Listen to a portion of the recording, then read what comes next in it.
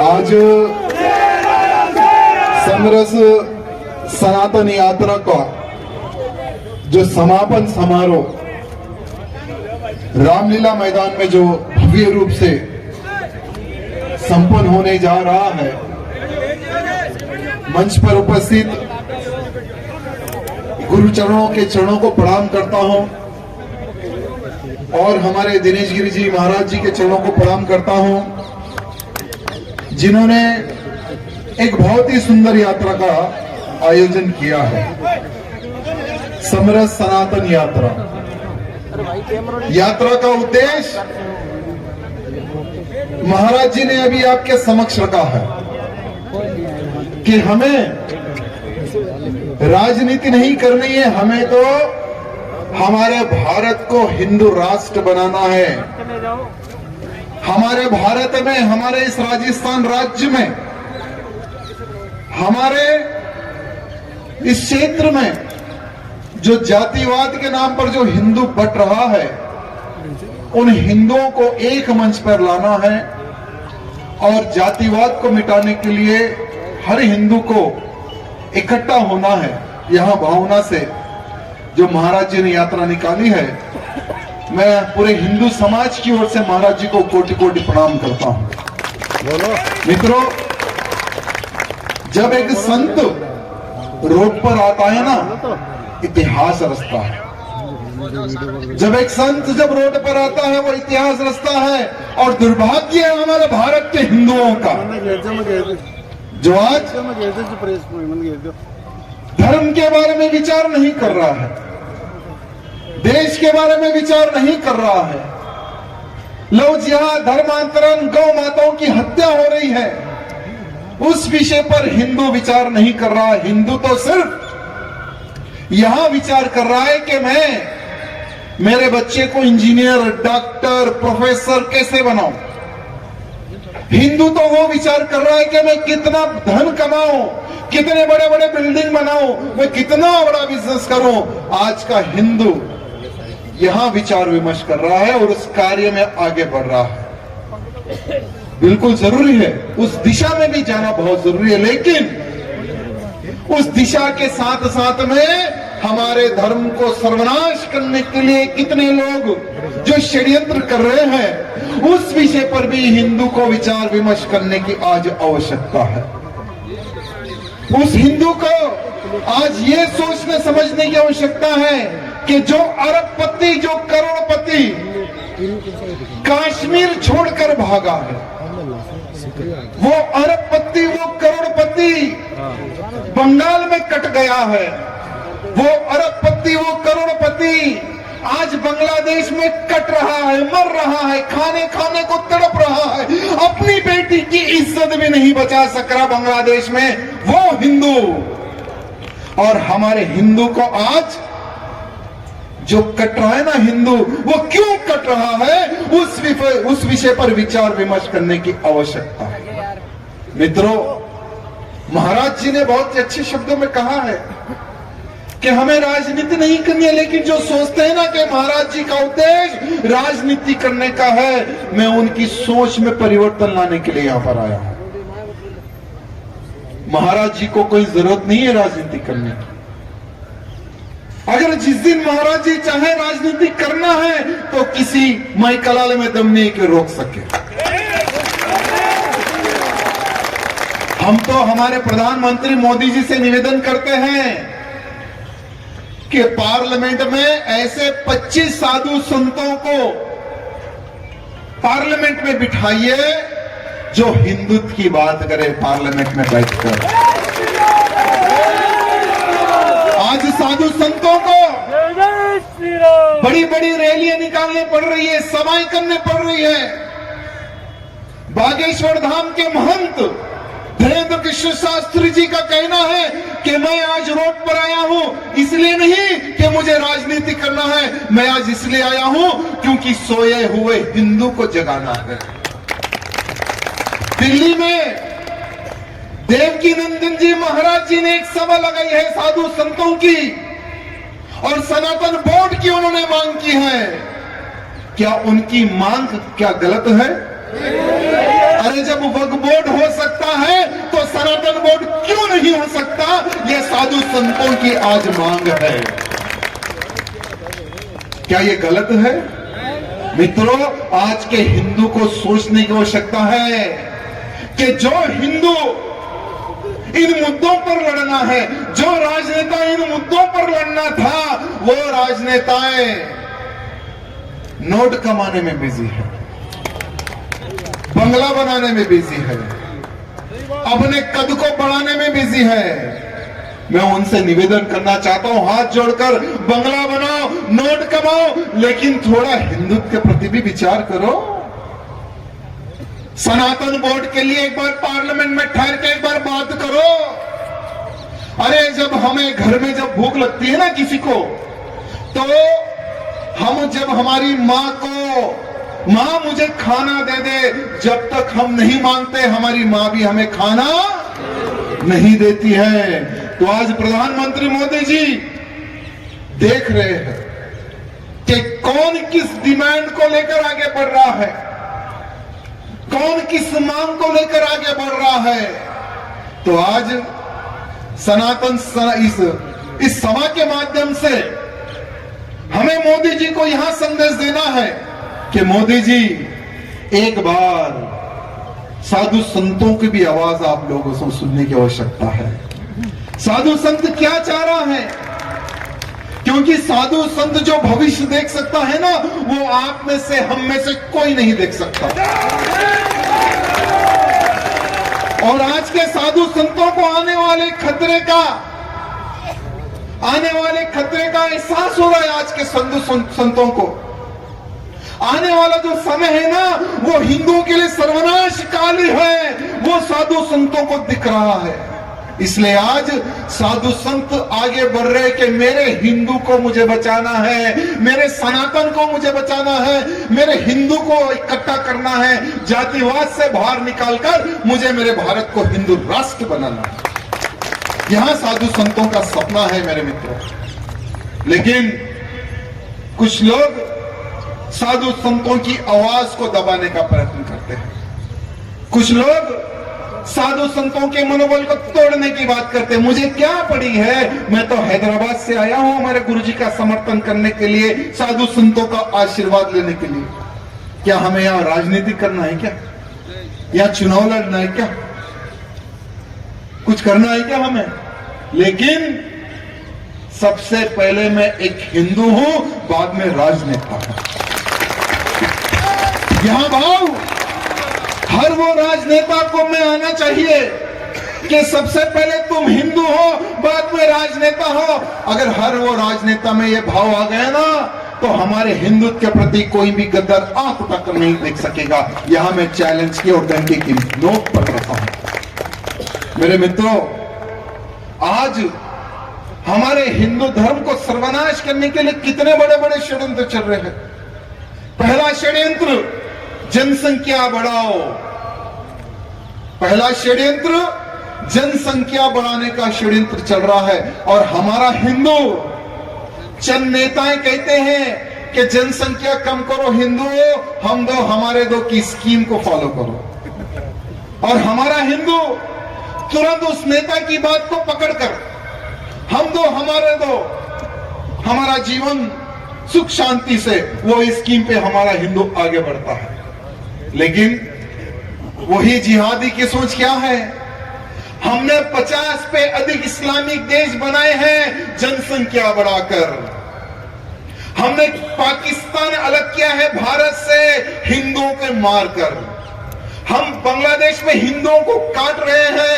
हमारा लक्ष्य है कि एक जिहादी का अड्डा बने बांग्लादेश, और नेक्स्ट टारगेट हमारा भारत है। भारत में 5-5 शादी जिहादी कर रहा है, 50-50 बच्चे पैदा कर रहा है। मेरे मित्रों, अगर इसी प्रकार से जनसंख्या बढ़ते गई ना, तो आने वाले 20 साल में तिलक लगाकर घूमने के लिए आपके ऊपर चालन होगा। जो हिंदू तिलक लगाएगा उसकी गर्दन कटेगी आने वाले 20 साल के बाद में। आज लिख लेना बॉन्ड पेपर पे, राजा सिंह ने क्या कहा था 20 साल पहले। आने वाले 20 साल के बाद में हमारा भारत देश एक इस्लामिक अड्डा होगा। यहां मेरी बात लिख के रख लेना मेरे मित्रों, क्योंकि आज हिंदुओं की संख्या कितनी है हमारे भारत में? हम कहते हैं कि 100 करोड़, कुछ नहीं है 100 करोड़। अरे हर जिले में, हर राज्य में हिंदुओं का धर्मांतरण हो रहा है। एक तरफ से ईसाई हिंदुओं का धर्मांतरण कर रहा है, दूसरी तरफ से ये जिहादी हिंदुओं का धर्मांतरण कर रहे हैं।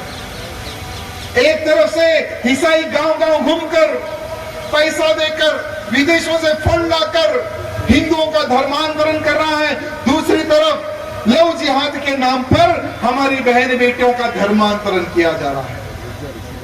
लेकिन हमारे हिंदुओं की जो सोच है ना, अरे मुझे क्या करना है भाई, उस विधानसभा में हिंदू बहन भाग गई होगी, मुझे क्या करना है? अरे मुझे क्या करना है भाई, मेरी पड़ोस की बेटी को कहीं जिहादी उठा कर ले जा, मुझे क्या करना है? ये मुझे क्या करना जो सोचता है ना हिंदू, याद रखो कल उसकी बहन बेटी भागी है जिहादी के साथ, नेक्स्ट जिहादी का टारगेट तुम्हारा ही घर होगा। नेक्स्ट टारगेट वो जिहादी का घर तुम्हारा, यानी तुम्हारे घर के ऊपर ही होगा। यहां वो बात हिंदू याद रखने की आवश्यकता है, क्योंकि हम लोग देखते हैं हर राज्य में जाकर हम लोग धर्म प्रचार करते हैं। हर राज्य, ऐसा कोई राज्य नहीं बचा जहां पर लव जिहाद और धर्मांतरण नहीं हो रहा है। ऐसा कौन सा राज्य नहीं बचा जहां पर हिंदू जातिवाद में बट रहा है। ऐसा कोई राज्य नहीं बचा जहां पर हिंदू जातिवाद में बटकर और कट रहा है। कोई राज्य नहीं बचा। इसलिए आज मेरे राजस्थान के वीरों को उनका इतिहास याद दिलाने आया हूं। अरे एक राजस्थानी 100 मुल्लों पर भारी था, वो राजस्थानी वीर कहां गया? वो राजस्थानी वीर कहां गया?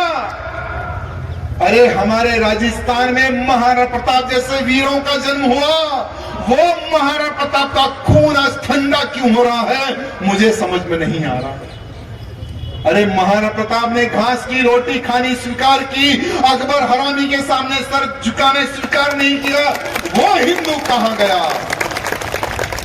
अरे कहते थे काशी की कला जाती, मथुरा मस्जिद होती, अगर शिवाजी महाराज और महाराणा प्रताप ना होते तो हिंदुओं की सुन्नत होती, हिंदू ना होता वो मुसलमान होता। लेकिन आज के हिंदू को जगाने के लिए सभाएं करनी पड़ रही है। आज के हिंदू को इकट्ठा करने के लिए साधु संतों को रोड पर आना पड़ रहा है। दुर्भाग्य की बात है। शर्म करो ये भारत के हिंदुओं, शर्म करो। अगर आज तुम नहीं जागोगे, जिस दिन जागोगे तो तुम्हारा इतिहास खत्म हो जाएगा। नाम मात्र का हिंदू रहेगा अगर तुम उस दिन जागोगे। इसलिए आज साधु संतों की हुंकार है, साधु संतों की मांग है कि हमारे हिंदू को जागने की आवश्यकता है। जातिवाद से उठकर हिंदू हित की बात करने की आवश्यकता है। आज यहाँ साधु संत मांग रहा है, भीख मांग रहा है हमारे हिंदुओं की तरफ से। गुरुजी ने कहा कि मुझे माफ कर दो। गुरुजी आपको माफी मांगने की जरूरत नहीं है, माफी तो आज के हिंदू को आपसे मांगने की आवश्यकता है। सर झुकाकर आज के हिंदू को आपसे माफी मांगने की आवश्यकता है, क्योंकि ये सोए हुए हिंदू को जगाने के लिए आप रोड पर आए हो। ये दुर्भाग्य की बात है मेरे मित्रों। मैं उन भाइयों से निवेदन करना चाहूंगा, क्या हमारे शिकर में क्या इतना ही हिंदू है क्या? क्या हमारे शिकर में क्या इतना ही हिंदू है क्या? क्या उन हिंदुओं को पता नहीं कि शिकर में रामलीला मैदान में साधु संतों की हुंकार है, हिंदू हित की बात होने वाली है, हिंदू राष्ट्र का संकल्प होने वाला है। मैं भी मेरे घर से बाहर जाऊं, क्या शिकर के हिंदू को पता नहीं है? क्या ये कोई राजनीति सभा है क्या? क्या कोई नेता आया है क्या वोट की भीख मांगने के लिए?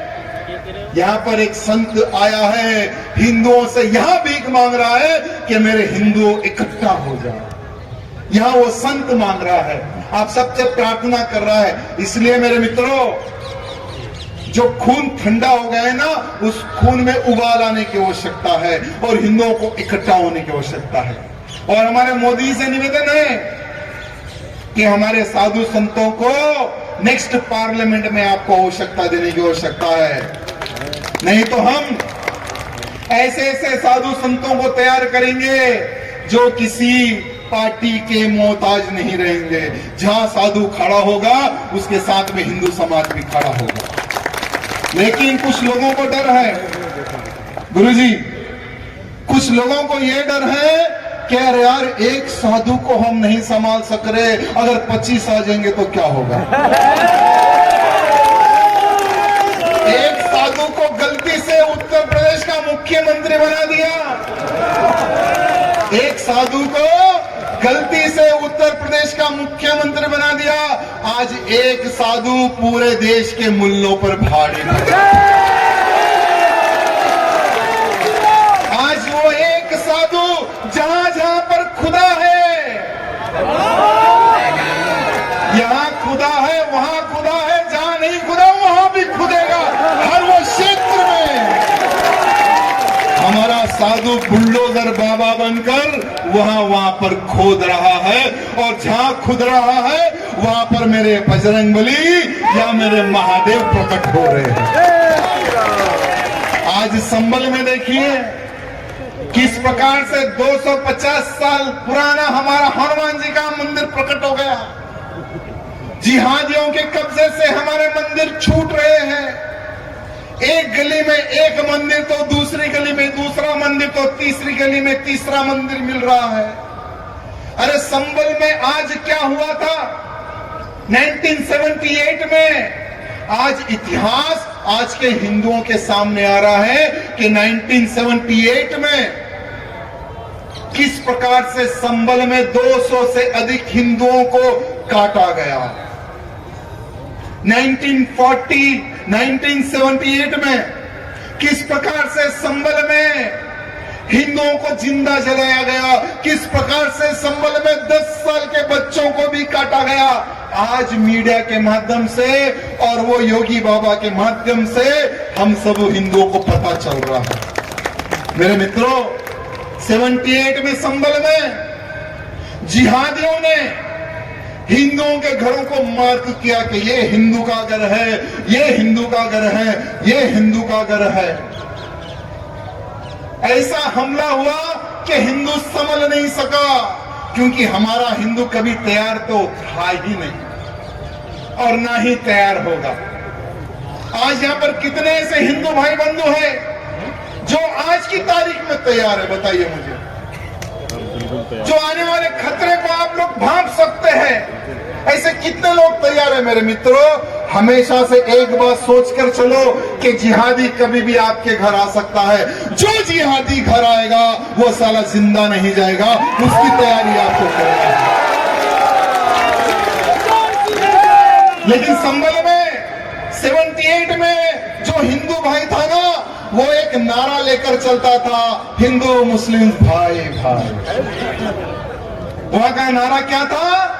हिंदू मुस्लिम भाई भाई का नारा वहां संभल का मेरा हिंदू लेकर चल रहा था। क्योंकि हमारा जो हिंदू समाज है ना, वो दिल दरिया, दिल इतना बड़ा होता है, अगर कोई दुश्मन भी घर के बाहर आकर खड़ा हो जाए तो उसके घर में बुलाकर उसको भोजन कराने की संस्कृति हमारे हिंदुओं में है मेरे मित्रों। वो हिंदू उस प्रकार से वहां पर रहता था। लेकिन जैसा ही जिहादियों ने संभल के हिंदुओं को काटना स्टार्ट किया, मेरे मित्रों, एक धर्म पत्नी अपने पति की लाश ढूंढ रही है, एक मां 10 साल के बच्चे की लाश ढूंढ रही है, एक बेटी अपने बाप की लाश ढूंढ रही है। आपको बताते हुए मुझे अफसोस होता है कि वो समय पर जिन जिन हिंदुओं को उनके परिवारों के जनों की लाश नहीं मिली, पुतले बनाकर अंतिम संस्कार किया गया। वो समय पर, वो समय था संभल का। 78 मेरा जन्म तिथि है, 78 में मैं पैदा हुआ, लेकिन वो तारीख हम भूल नहीं सकेंगे और आने वाली पीढ़ी को भी हम भूलने नहीं देंगे। लेकिन आज सौभाग्य की बात है कि आज एक साधु ने उत्तर प्रदेश की कमान संभाल के रखी है, और ये वही साधु है मेरे मित्रों जिन्होंने कहा है कि राम मंदिर तो बन गया, अब की बार अगर कार सेवा होगी तो गोली नहीं, कार सेवकों को पर फूल गिरेगा, फूल बरसेगा। तो मेरे मित्रों, हमारे उत्तर प्रदेश का ही नहीं, भारत का हिंदू आज कमर कसने के लिए तैयार हो चुका है। काशी और मथुरा में लगे कलंक को भी मिटाने के लिए आज हिंदू तैयार हो रहा है मेरे मित्रों। लेकिन हमें और बड़ी तैयारी करनी है, क्योंकि गृह युद्ध होने वाला है भारत में। गृह युद्ध माने जैसे हमारा एक सैनिक कहता है कि बॉर्डर से पार कोई जिहादी आ नहीं सकेगा, बांग्लादेशी कोई बॉर्डर पार करके नहीं आ सकेगा, कोई आतंकी हम उनको रोकेंगे। बिल्कुल मैं आपका समर्थन करता हूं, लेकिन जो भारत में बैठा है उस जिहादी के लिए हम सबको तैयार होना है मेरे मित्रों। भारत के उन जिहादियों को समाप्त करने के लिए हर वो हिंदू को तैयार होने की आवश्यकता है। हम सोचते हैं कि अभी क्या होगा, अभी कुछ नहीं होगा, अभी तो हमें हमारा भविष्य सोचना है। बिल्कुल सोचो भविष्य, लेकिन उन गद्दारों के बारे में भी सोचो जो हिंदू समाज को समाप्त करने की एक बहुत बड़ी प्लानिंग कर रहा है। गजवा हिंद की सोच रखता है। भारत में गजवा हिंद की सोच रखने वाले उन हरामियों का क्या करना है मेरे मित्रों? गजवा हिंद का मतलब भारत से युद्ध करना, उस प्रकार से वो कार्य कर रहा है। हमारे असम के मुख्यमंत्री जी ने बहुत अच्छा काम किया है, 600 मदरसाओं को बंद कर दिया। 600 मदरसाओं को असम के मुख्यमंत्री जी ने बंद कर दिया। वो मुख्यमंत्री ने क्या कहा कि मेरे आसाम में मुझे इंजीनियर चाहिए, मुझे डॉक्टर चाहिए, ना कि कोई आतंकी चाहिए। क्योंकि उनको पता है कि मदरसा में पढ़ने वाला कौन होता है। अफजल गुरु भी मदरसा में ही पढ़ा था, कसाबी भी मदरसा में ही पढ़ा था, लादेन भी मदरसा में ही पढ़ा था। यानी मदरसा में पढ़ने वाला कौन है आप समझ सकते हैं मेरे मित्रों। लेकिन मुख्यमंत्री ने सोचा कि नहीं, मुझे आतंकी नहीं चाहिए, मुझे डॉक्टर इंजीनियर चाहिए। मेरे आसाम के विकास के लिए, मेरे आसाम की सुरक्षा के लिए मुझे एनआरसी लागू करना है, बांग्लादेशी रोहिंग्याओं को यहां से मार मार के बाहर भगाना है। उन्होंने काम किया है। लेकिन जो आसाम में काम हो रहा है, जो उत्तर प्रदेश में काम हो रहा है, क्या हमारे राजस्थान की धरती में भी उस प्रकार से काम होना है या नहीं होना है? क्या यहाँ पर भी बांग्लादेशी घुसे हुए है या नहीं है, मैं आपसे पूछना चाहता हूँ। अरे कुछ ही महीने पहले 12 बांग्लादेशियों को, 12 घुसपैठियों को पकड़ा गया जो घुस रहे थे इलीगल रूप से। उनको पकड़ा गया, ठीक है, पकड़े गए, गुड। लेकिन कितने ऐसे हरामी हैं जो चुप कर बैठे हैं? उन बांग्लादेशियों का क्या जो राजस्थान के हिंदुओं का कत्लेआम करने की सोच रखकर बैठे हैं? उन रोहिंग्या मुसलमानों का क्या जो हमारे राजस्थान में कब्जा कर कर बैठे हैं? आज सिर्फ 2500 रुपए दो और यहाँ का एड्रेस प्रूफ तैयार कर लो। 2500 रुपए दो, आधार कार्ड बनवा लो, 2500 दो, बर्थ सर्टिफिकेट बना लो, वोटर आईडी कार्ड बना लो। यहां पर इस प्रकार की स्कीम चल रही है। ये स्कीम हमें बहुत नुकसान पहुंचाएगी। हमारा राजस्थान के मुख्यमंत्री जी से निवेदन करना चाहता हूं, राजस्थान विकास की ओर बढ़ना है, बिल्कुल सत्य बढ़ना है। राजस्थान उन बुलंदी पर पहुंचे जो सब लोग देखे कि हाँ, हमारे राजस्थान के ये नए मुख्यमंत्री ने राजस्थान को उन बुलंदी पर लेके गया है जो आज विकास दिख रहा है। बिल्कुल होना चाहिए, लेकिन हमारे मुख्यमंत्री जी से निवेदन है कि कुछ और विकास भी राजस्थान में होना चाहिए। मुख्यमंत्री जी, आपकी बहुत अच्छी दोस्ती है हमारे उत्तर प्रदेश, हमारे बाबा जी से।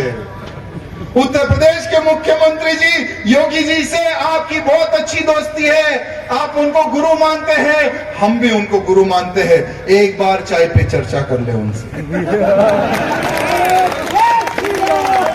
हमारे मुख्यमंत्री जी से निवेदन है, एक बार चाय पे चर्चा कर ले और उनसे थोड़े सीक्रेट भी ले ले कि उत्तर प्रदेश में आज कोई गुंडा जेल से बाहर आने को तैयार नहीं है। उत्तर प्रदेश में आज कोई लव जिहाद करने को तैयार नहीं है। उत्तर प्रदेश में आज कोई गाय को काटने के लिए तैयार नहीं है। उत्तर प्रदेश में आज कोई लैंड जिहाद करने के लिए तैयार नहीं है। क्यों? क्योंकि उत्तर प्रदेश उत्तम प्रदेश हो गया। उत्तर प्रदेश में जो कोई भी जिहादी, लव जिहादो, लैंड जिहादो, धर्मांतरण अगर कोई करने का प्रयत्न करेगा तो उसको 72 हूरों के पास भेजने का काम हमारे बाबा जी, हमारे भगवाधारी मुख्यमंत्री जी कर रहे हैं। तो यहां पर भी होना चाहिए ना, यहां पर होना चाहिए ना। लेकिन यहां पर क्या हो रहा है, मैं इस मंच के माध्यम से हमारे मुख्यमंत्री जी के समक्ष कुछ बातें बोलना चाहता हूं। ये हमारे इस राजस्थान में ड्रग्स का गढ़ चित्तौड़गढ़ जैसी हेडिंग बन रही है।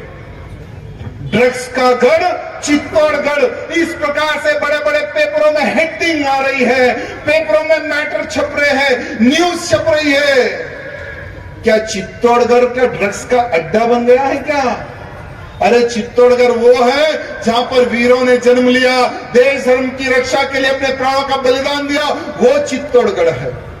लेकिन वहां के मुल्ले एमडी, पता नहीं ये कौन सा नशा होता है, एमडी को रजनीगंधा में मिलाकर हमारे हिंदुओं को खिला रहे हैं। ड्रग्स, अफीम, ब्राउन शुगर का बड़ा अड्डा बनते जा रहा है।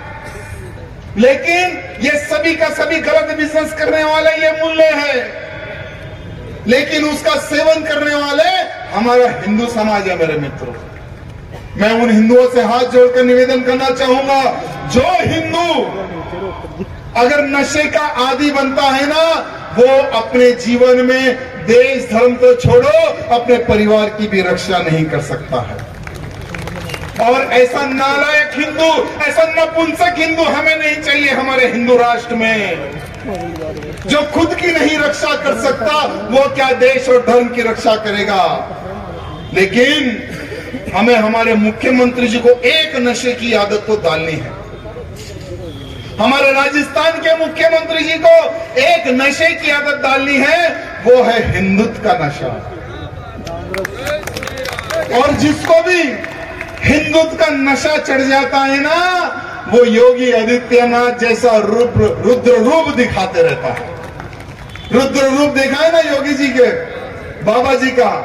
आज किस प्रकार से सुंदर कार्य हो रहे हैं, वही कार्य हमारे राजस्थान में होना चाहिए। मेरी गैया मैया कट रही है राजस्थान में, गौ हत्या पर प्रतिबंध लगाया, धन्यवाद। लेकिन प्रतिबंध लगने के बाद में भी मेरी गैया मैया का खून इस धरती पर गिर रहा है। गैया मैया को काटने वाला, गैया मैया का मांस खाने वाला मुख्यमंत्री जी कभी आपको वोट नहीं देगा, ये बात ध्यान रखना। जो गैया मैया की पूजा करता है वही व्यक्ति आपको वोट दिया है, ये बात ध्यान रखना हमारे मुख्यमंत्री जी। लेकिन आपको किसी बात से डरना नहीं है। मैं हमारे मुख्यमंत्री से निवेदन करना चाहता हूं, हिंदुत्व के लिए, हिंदू राष्ट्र के लिए आपको खुला बाहर आना है। राजस्थान का हर हिंदू आपकी ताकत बन के खड़ा होगा, किसी के बाप से डरने की आवश्यकता नहीं। अरे हैदराबाद जैसे क्षेत्र में जब हिंदू निकलता है तो बड़ी बड़ी गुंबदों पर कपड़ा गिर जाता है। ये काम हैदराबाद में हुआ। अरे जहां जहां पर हिंदू जागता है वहां वहां पर हिंदू इतिहास लिखता है। हैदराबाद के हिंदुओं को मैं प्रणाम करता हूं, धन्यवाद प्रकट करता हूं। ओवैसी जैसे हरामी को लोहे के चने चबवाने वाला हैदराबाद का हिंदू है। ओवैसी किस टाइप का आदमी पता है? ओवैसी किस टाइप का पता है? लेकिन दुर्भाग्य से वो हमारी ही औलाद है। कहां से आए हो क्या तुमको याद है? अरे हम हिंदुओं की तो तुम औलाद है। अगर ओवैसी को पकड़ के पूछे कि तेरे फोर फादर का नाम क्या है, तो वो नहीं बताएगा। उसके फोर फादर का नाम है तुलसीराम। तुम्हारे अगर तुम अब्बा से पूछ लेते तो तुम्हें पता चल जाता कि तुम किसकी औलाद हो, लेकिन वो कभी नहीं बताएगा। एक बार एक मन से मैंने कुछ बात कही थी, लेकिन उसने एक्सेप्ट किया कि हाँ राजा सिंह हमारा जीजा है। खुले में उसने एक्सेप्ट किया कि हाँ हम तो उन्हीं के हैं। ये आज तलवार की नोक से डरकर ये सलवार कमीज वो समय पर जो पहन ली है ना, ये उन्हीं की संतानें हैं ये सब। लेकिन एक बात ध्यान रखो मित्रों, हैदराबाद कभी आना, हैदराबाद में सबको निवेदन करता हूं कि इस बार रामनवमी शोभा यात्रा में आ जाओ। जहां पर आतंकी अड्डा कहा जाता है, भारत में कहीं पर भी धमाका होता था ना, वो आतंकी हैदराबाद में पकड़ा जाता था। भारत में कहीं पर भी किसी हिंदू नेता का कत्ल होता था, वो कत्ल करने वाला व्यक्ति हैदराबाद में पकड़ा जाता था। लेकिन आज जब हिंदू रोड पर निकलता है ना श्री रामनवमी शोभा यात्रा लेकर, तो वहां पर एक भी गोल टोपी वाला रास्ते में नहीं दिखता। ये काम हैदराबाद में हुआ है मेरे मित्र। आज हम हर जगह पर जाते हैं, आज हर क्षेत्र में जाते हैं, सबको बताते हैं कि हिंदू इकट्ठा होना है, हिंदू जागेगा तो इतिहास लिखेगा। इसलिए आज शिकर के भी मेरे हिंदुओं से मैं यही निवेदन करने आया हूं कि संगठित हो जाओ, जाग जाओ, जागने का समय है। और हर हिंदू के घर में मेरे मित्रों ये होना चाहिए, हर हिंदू के घर में तलवार होनी चाहिए, हर हिंदू के घर में इस प्रकार से एक हथियार होना चाहिए, क्योंकि आने वाले समय की मांग है, जो हथियार उठाएगा वही जीवित रहेगा, जो हथियार नहीं उठाएगा उसका क्या होगा, यह इतिहास उठाकर देख ले। बोलो भारत माता की, भारत माता की जय श्री राम, जय श्री राम, जय श्री राम। बहुत बहुत धन्यवाद। साधु संतों के चरणों को फिर एक